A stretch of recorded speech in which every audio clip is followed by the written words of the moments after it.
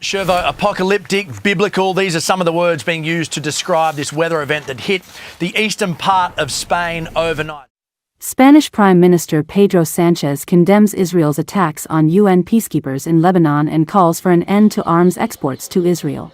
This is a historic decision that has a single goal: to contribute to achieving peace between Israelis and Palestinians. With a massive clean-up job ahead in some parts, Spain's Prime Minister Todos los medios necesarios hoy y mañana warned the storm continues to wreak havoc, with more bad weather forecast. This is the worst natural disaster to hit Spain in recent history. Prime Minister Pedro Sanchez called it Spain's worst storm of the century and promised relief. I know that behind the damage there are decades of efforts and live projects, which today were thrown into uncertainty. The recognition of the State of Palestine is not only a matter of historical justice with the legitimate aspirations of the Palestinian people, but it is also an imperative need to achieve peace. It is the only way to realize the solution that we all recognize as the only possible one to achieve a future of peace, that of a Palestinian state that coexists alongside the State of Israel in peace. Officials are calling it the worst natural disaster to hit the European country in recent memory. Increasingly deadly flooding this week. Look at this. People there are still desperate for aid days later as they dig their city out of an unbelievable amount of mud. Flooding began after unprecedented rainfall in southern parts of Valencia, and it's so far killed more than 150 people.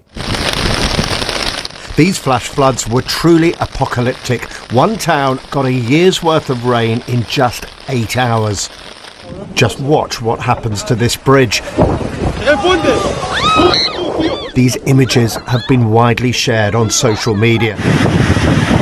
Rainstorms that started yesterday and continued overnight have brought torrents of floodwater that have proved the man-made is no match for Mother Nature's power.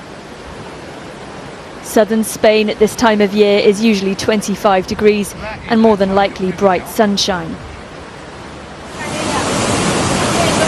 But this is Chiva, just outside Valencia, where a year's worth of rain fell in just 8 hours. Torrential rains fueled what Spanish officials say was the worst natural disaster in the country's modern history.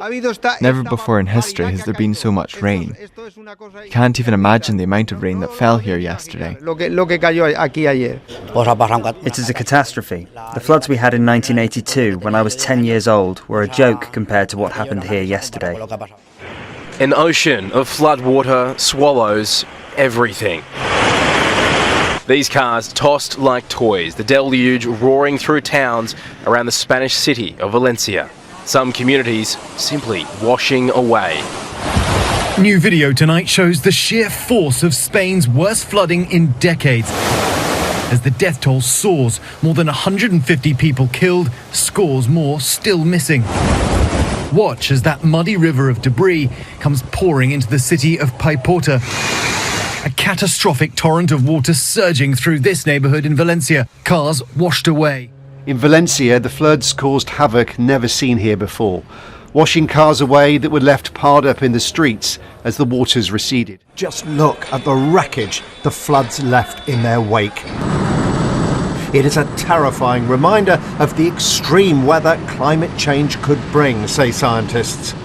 We're seeing a warming climate which holds more moisture in the atmosphere, and we're seeing more severe storms happening more often. And this isn't just the devastating floods that we've seen in southern Spain, but also across the UK and other parts of the world. The conditions swept up cars, knocked down bridges, and toppled power lines. Train lines and major roads remain impassable, and officials estimate the damage could take weeks to repair. Tearing down bridges, ripping up roads, and moving entire streetfuls of cars like they were just matchbox cars. And sadly, a lot of people were not able to escape. James, the Spanish Prime Minister says this hasn't finished, those are his words, because new storms are on the way. So what could that mean for the search and rescue efforts in these areas already devastated by this flash flooding?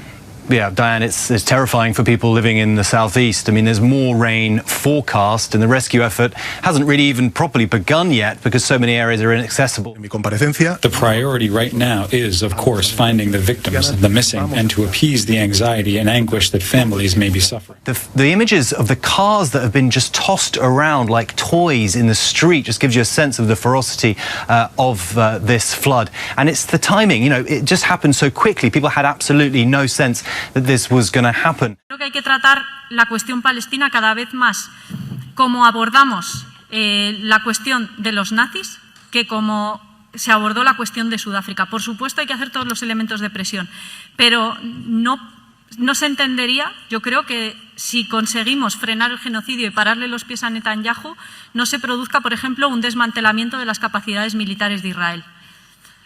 Creo que eso es una cosa que tiene que estar sobre la mesa, sin juicios de Nuremberg, sin justicia, sin que realmente haya una rendición de cuentas y una garantía de no repetición de lo que está pasando.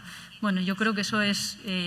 O sea, que más allá de la narrativa del derecho a defenderse de Israel, que obviamente creo que hay que combatir, y las acusaciones de antisemitismo, que creo que en este año han ido perdiendo mucho fuelle, por lo menos en España, creo que hay que dar un paso más y exigir nuevas garantías para que no solo esto deje de suceder, sino que no vuelva a suceder nunca más. Que a la luz de todo lo que está sucediendo en Oriente Medio, la comunidad internacional cese de exportar armas al gobierno de Israel. Creo que esto es de urgencia y este es un llamamiento que voy a hacer desde el primer instante al conjunto de la comunidad internacional. El cesar de exportar armas al gobierno. It's a historic move reflecting the growing calls for a peaceful resolution to a 76-year conflict. I would like to underline that starting tomorrow, we will focus all our efforts to implement the two-state solution and make it a reality. We will work on three main priorities. First, we must urgently put an end to the ongoing unprecedented crisis in Gaza. I call once again for a permanent ceasefire, for the entry of humanitarian aid, and for the immediate release of all the Israeli hostages held by Hamas. Secondly, we will support the Palestine National Authority in the reform process initiated by its new government. The Palestine Authority is our partner for peace, and it will need all of our support. And finally, we will continue to foster cooperation with our Arab partners who are working and committed towards peace and prosperity in the region. We will continue working with them with the aim of convening an international peace conference to implement the two-state solution. Meanwhile, Spain has declared 3 days of national mourning as it comes to terms with the aftermath of this deadly force of nature. The relentlessly wet weather will make it difficult to recover from the worst natural disaster this region has seen for nearly 70 years. Heavy storms that blow in from the Mediterranean are a regular occurrence in the eastern part of Spain in autumn and winter. But scientists believe our warming climate is now supercharging these natural events in a number of ways. Spain has endured climate extremes in recent years, with a severe drought in the northeast forcing authorities to ration tap water. The dry heat has also hard-baked the soil surface, so water runs off rather than being absorbed. And all that rain had nowhere to go.